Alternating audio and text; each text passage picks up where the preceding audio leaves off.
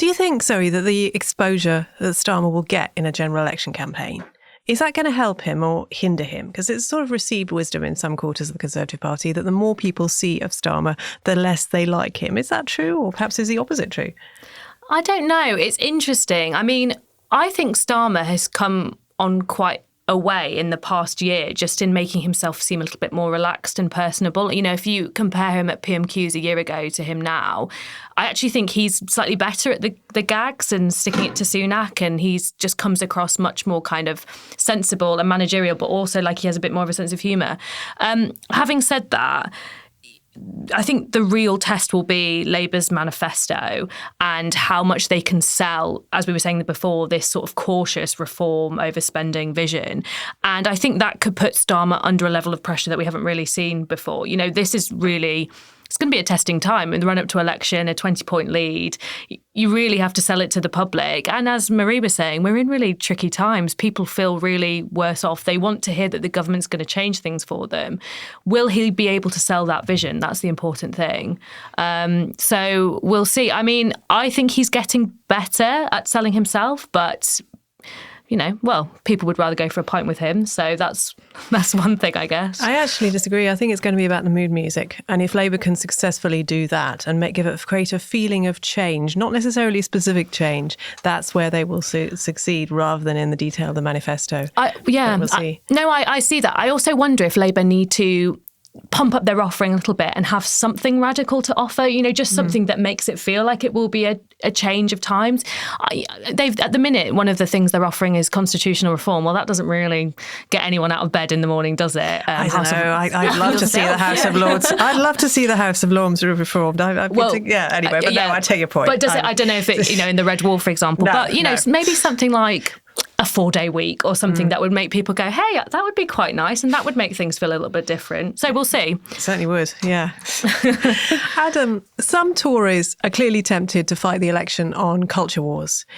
But is the lawyer bashing that Suella Braverman is doing now, is it really new? Because you and I have been watching Tories bash lawyers for a long time now. Theresa May was always having a go at them as Home Secretary on one pretext or another.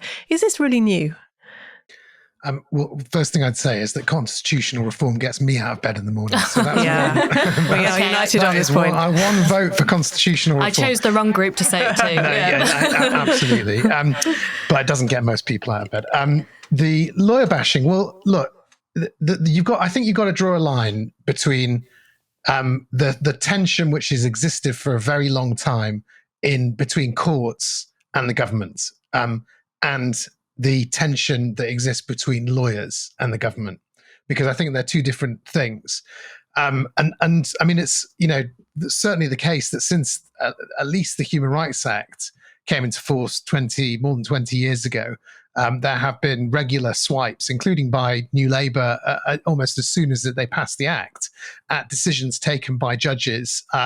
We had, I mean, back in, I think it was 2005, there was the Afghan hijackers case, which was a really, you know, big, controversial decision not to allow the deportation of people who'd hijacked an airplane. Tony Blair basically, you know, said if this continues, I'm going to reform the Human Rights Act, you know, which he had passed himself. And there's been incidents like that. But I think that this idea of lawyer bashing, this tactic of lawyer bashing, is quite new, and there's been a step change at the very least since Boris Johnson. Quite clearly, the prorogation decision by the Supreme Court, I think he took that very personally, and you know, there's a lot of briefing about Lady Hale, I think quite misogynistic briefing actually about Lady Hale, but she also, you know, in the grand scheme of judges' perspective, she's clearly a sort of what would be described as a liberal judge. So you saw a bit more of there are certain judges that have it in for the government sort of narrative. And that, you know, and you also saw the press picking up on that. I mean, the press have gone after judges for a long time. I remember writing about the Telegraph going after, you know, printing doorstepping immigration judges at least a decade ago. But the enemies of the people headline after the prorogation decision, one of the prorogation decisions where they showed the 3 judges, was really quite a sort of big deal in the Daily Mail.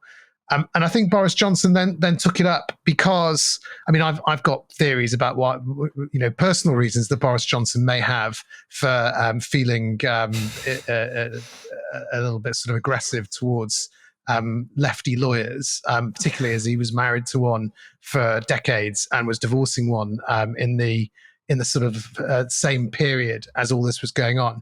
But at the same time, you had the elevation of Keir Starmer, who is, without a shadow of a doubt, if you're going to describe anyone as a lefty lawyer, that's what his career was. He was a lefty lawyer. But then it's not quite as easy to stick on him as a description, because he was then the director of public prosecutions. He's he's an interesting case.